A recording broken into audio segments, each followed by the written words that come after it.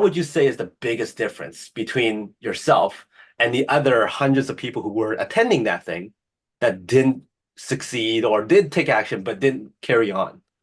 My coaching's free. I've been doing it for a very long time. And it's almost like my way of giving back. So I dedicate 3 times a week to do this. And while I'm there, I'm holding myself high and my team members high. And there is a gap between buying a books and tape program and then going to actually getting the results. There is that gap of having the hand holding there for someone to kind of give you the play by play. And in regards to, doing the deals, it's a recipe. It's the same thing over and over again. I've done thousands of deals and I haven't changed what I've been doing since college. Like it's been the same thing. It's pretty boring, I guess you could say, but it's a boring way where I'm crying myself to the bank. Okay. Uh, And it's consistent to where everyone can be financially free. To get yourself up to 5 units, and then from there get yourself financially free. From there, match your job salary if you're working a W-2 or something, and then get yourself up to accredited investor. So it's a path. And back in the day, Rich Dad Poor Dad, I remember looking at that, but I was like, that's telling me why I should be doing real estate investing. It doesn't show me how. mhm. And that I wanted the recipe. And that's what I was looking. I didn't want the reasons and stuff. And it, I am a very direct human being. And so I'm going to pretty much tell you how to do it. And it's up to you to walk those steps on what the next step is and how to do it. And it can happen very quickly. Mhm.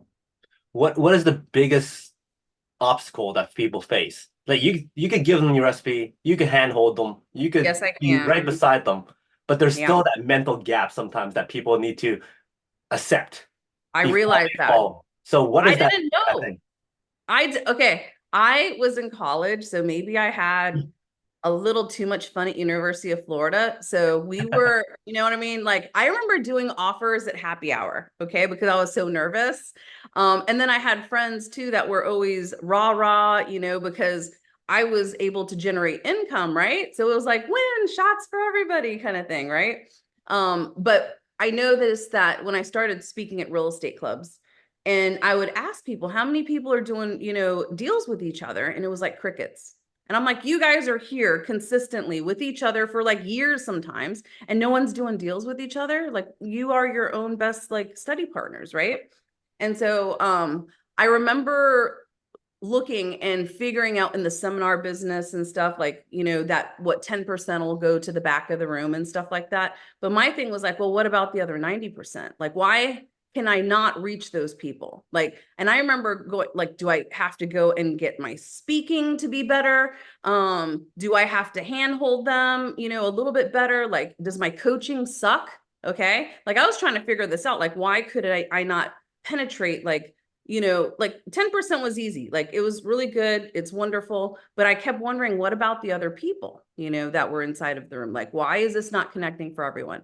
And so it's mindset. And I remember, going to leadership, and I think I figured it out because even one of my investor support assistants, one of my best friends, right?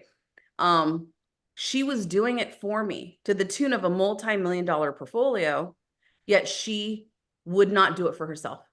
You know what I mean? Like you're running the show. Like it kind of makes me look bad if my people aren't growing too. You know what I mean? Like, oh, you're such a good coach. Oh, you're such a good real estate investor. How come your team's, still, working for a paycheck, right? And eh, I'm like, this is a mindset thing. And I remember there was an investor support that showed up at one of my trainings. People would pay to come on site, right? It was like 2,500 bucks, I guess, for the weekend. And they would come stay and learn. And one of these students stayed. She's like, "Can I just stay and support you and whatever?" I said, "Sure, okay." She stayed for 90 days, 3 months. Okay. I gave her a house after that. Wow. And she goes home. Guess what happens? Nothing. Her husband makes her give it back. Oh, that's worse Okay. than nothing. Oh my gosh. It was like I couldn't even understand what was happening, right? And so it has to do with a lot of mindset. And you're going to like pretty much you and your family and your surroundings are going to allow you to grow to be a big fish or a small one, right? I mean, it's like crabs in a bucket. And I realized like a lot of the 90% are living in a situation of crabs in a bucket. Mm. You're surrounding yourself around people that just want to pull you down, keep you safe, and just huddle in a big little crab bucket or something. I don't know.